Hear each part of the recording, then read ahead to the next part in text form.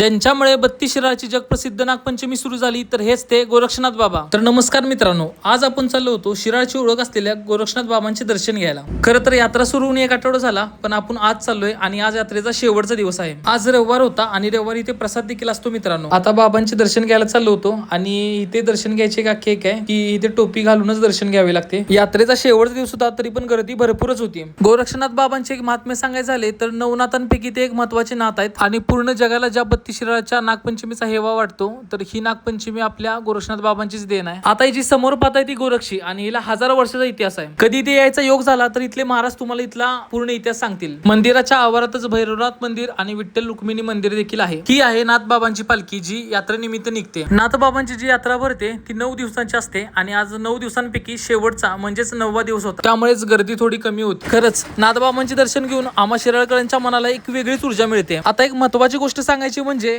2027 मध्ये नाशिक मध्ये जो कुंभमेळा होणार आहे आणि तिथे जे भारतातील विविध भागातून नागस्वामी येतात तर ते तिथला कुंभमेळा झाल्यानंतर आपल्या इथे शिराळमध्ये प्रॉपर स्थायीसाठी येतात। तर मित्रांनो, नाथ बाबांबद्दल अजून सविस्तर माहिती घ्यायची असेल तर या व्हिडिओला 1000 पेक्षा जास्त लाईक द्या, आपण याचा सविस्तर ब्लॉग बनवू। तर चला भेटू तुम्हाला नेक्स्ट ब्लॉग मध्ये।